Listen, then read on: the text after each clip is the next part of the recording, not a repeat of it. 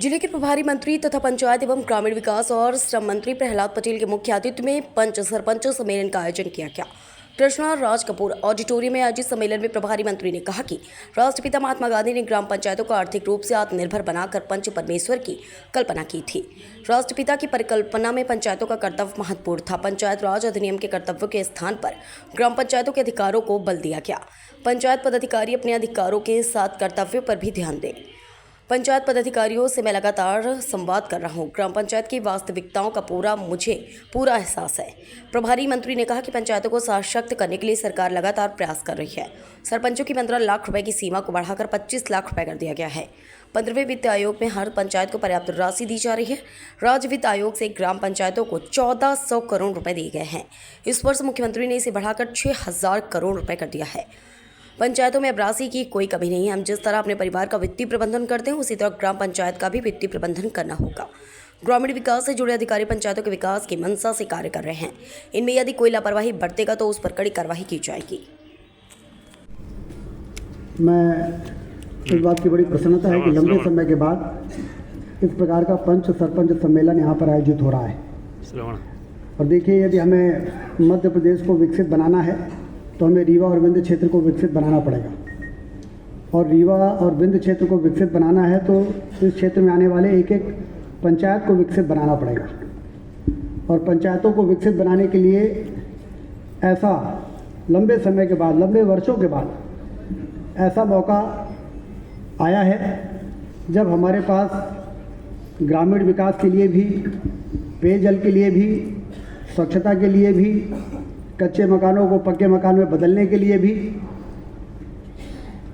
काफ़ी बड़ी धनराशि हमको प्राप्त हो रही है। कभी कोई सोच सकता था कि कोई सरकार आएगी और 3000 करोड़ रुपए की नल से जल देने की योजना अकेले रीवा जिले के लिए स्वीकृत करेगी। 3000 करोड़ रुपए बहुत होता है। मुझे याद है कि पहले हम लोग जब विधायक बने थे 2003 में, तो उस समय यदि एक ग्राम पंचायत में 2 हैंडपंप करा देते थे तो उस गांव में जब जाते थे तो बैंड बाजे के साथ स्वागत होता था कि हैंडपंप हो गए हैं 2। और यदि एक ट्रांसफार्मर लगा देते थे तो अभिनंदन होता था। लेकिन जब से भारतीय जनता पार्टी की सरकार बनी है, ये कोई पार्टी और दलगत बात नहीं है। ग्रामीण क्षेत्रों की समस्या के समाधान के लिए गंभीरता से किए जाने वाली योजनाओं की चर्चा है। तो उसमें ट्रांसफार्मर्स, बिजली, सड़कें, प्रधानमंत्री सड़क योजना, प्रधानमंत्री आवास योजना और अब जल जीवन मिशन। यदि हम विकसित भारत की बात करते हैं तो हमें स्वस्थ भारत की भी बात करनी पड़ेगी। और भारत को स्वस्थ बनाना है तो भारत में रहने वाले नागरिकों को फिल्टर वाला स्वच्छ पानी देना पड़ेगा। आधी बीमारी का जड़ दूषित पानी। और क्या ये बात सही नहीं है कि गांव के लोग दूषित पानी पीने के लिए मजबूर होते हैं? हैंडपंप से, तालाब से, बावड़ियों से पानी ढोती हैं हमारी माताएं बहनें और फिर ले जाके उसी पानी को पीते हैं। और उसी के कारण बहुत सारी बीमारी हमारे शरीर में जन्म लेना शुरू कर देती है। फिर वो गंभीर हो जाती है, फिर कई प्रकार की परेशानियां झेलनी पड़ती है। इसलिए प्रधानमंत्री जी ने जल जीवन मिशन बनाया है। ये बात इसलिए कहना जरूरी है कि पंचायतों को ही जल जीवन मिशन में जब योजना पूरी हो जाएगी, अभी तो पूरी नहीं हुई, अभी तो मात्र 124 गांव पूरे हुए हैं और 2300 गांव हैं हमारे रीवा मऊगंज में। तो बाकी पूरी योजना पे लगता है कि 1 साल 1.5 साल में काम पूरा होगा। तो हमें पंचायतों में को इस मामले में बहुत संवेदनशील होना पड़ेगा कि जब भी ये योजना पूरी हो और हमको हैंडओवर हो तो आप सब उसके संचालन में अपने आप को अभी से मेंटली प्रिपेयर इस प्रकार से करें। ये सुनहरा मौका है कि हम अपने गांव की जनता के स्वास्थ्य को ध्यान में रखते हुए और इस योजना के क्रियान्वयन में कोई कसर छोड़ने ना दें। और दूसरी हमारी प्रशासनिक तंत्र के साथ हमारा तालमेल। मैं 2 चीज़ों को देखता हूं कि अगर दोनों पर हमने सकारात्मक तरीके से बातचीत की, मुझे नहीं लगता कि हमारा तंत्र इतना कमज़ोर है कि हम अपने लक्ष्य को प्राप्त नहीं कर सकते। हर हालत में हम अपने लक्ष्य को प्राप्त कर सकते हैं। और इसलिए जब कभी कोई मुझसे कहता है कि भाई अधिकार दे दो, तो मैं अधिकार देने के लिए तैयार हूं। तो मैंने सबसे पहले ये कहा था कि भाई वित्तीय फाइल है, जो जिला पंचायत के अध्यक्षों ने कहा कि हमारे पास वित्तीय फाइल नहीं आती। वो अधिकार उनको दिए गए कि आपके पास वित्तीय फाइल नहीं आएगी तो आप अपने जिला पंचायत सीईओ के बारे में अपना रिमार्क लिख सकते हो।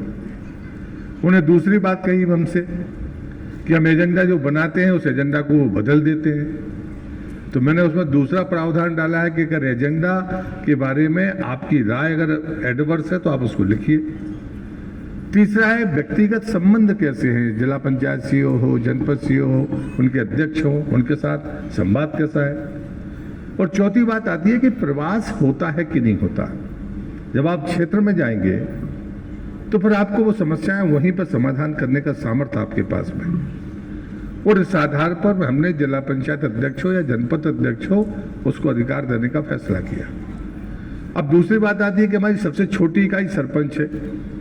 वो कहता था कि जैसे सरपंच महोदय ने कहा था कि 15 लाख रुपए का मुझे सरपंच को अधिकार था, हमने बढ़ाकर उसको 25 किया। लेकिन जब हमने पंचायत भवन आपको दिए, जब मैंने सबसे पहले पूछा कि इस प्रदेश में कितनी पंचायतें ऐसी हैं जहां पर पंचायत भवन है ही नहीं, एक लाइन में उत्तर मिला मुझे कि 1400 पंचायत जो नई बनी है उनमें तो है ही नहीं, और लगभग इतनी है जहां पर अभी भी नहीं है। यानी लगभग आप मानकर चलिए कि 2600 के आसपास ऐसी पंचायतें हैं जहां पर पंचायत भवन ही नहीं है। बिना भवन के कोई प्रशासनिक व्यवस्था चल नहीं सकती है। मेरे जैसा व्यक्ति ये मानता है। मैं भारत सरकार की कमेटी में रहा हूँ और मैंने लगभग देश के हर राज्य में मैं गया हूँ टूर पर, और मैं पूरे जिम्मेदारी के साथ ये बात कहता हूँ कि यदि कहीं रिकॉर्ड सुरक्षित रखने की कोई इकाई अगर इस देश में हो सकती है तो वो पंचायत ही हो सकती है। वो एक एक व्यक्ति को पहचानने वाले लोग हैं, लेकिन जिस पंचायत के पास में रिकॉर्ड रूम ना हो, रिकॉर्ड रखने की जगह ना हो, रिकॉर्ड ना हो, तो क्या रिकॉर्ड रखेंगे। और इसलिए मैंने उसकी डिजाइन बदली। फिर मैं तो दूसरी जो चुनौती लगी, महाराष्ट्र जैसी राज्य में पंचायतों को मैंने देखा, उनके भवन भी देखे हैं। मैंने एक ऐसी पंचायत भी देखी महाराष्ट्र में जिसकी आबादी 29,000 थी और वो नगर पंचायत बनने के लिए तैयार नहीं थी। उन्होंने कहा कि नहीं, हम तो ऐसे ही ठीक है। और आपको आश्चर्य होगा कि उनका गेस्ट हाउस इतना बड़ा था कि हम कमेटी में 17 सांसद थे और जो स्टाफ था वो अलग था। सारे के सारे लोग दोपहर के भोजन के समय वहीं रुके, उनका भोजन किया और उसके बाद आगे गए। जब उनसे पूछा कि आपने तंत्र कैसे खड़ा किया, तो बोले सिर्फ दूध की दम पर। और उन्होंने कहा कि पैसा देना है तो आप दीजिए, हम नगर पालिका बनने के लिए तैयार नहीं है, हम ग्राम पंचायत ही रहेंगे। और उन्होंने जो मॉडल बनाया कि जितने लोग 17 लोग वहां पर सरपंच सहित जो पंच थे उनकी संख्या 17 थी। उन्होंने जो अपनी दुग्ध समिति बनाई उसमें सरपंच और पंचों को डायरेक्टर बनाया। उतने ही लोग रखे जो सरपंच और डायरेक्टर थे, पंच थे, उनको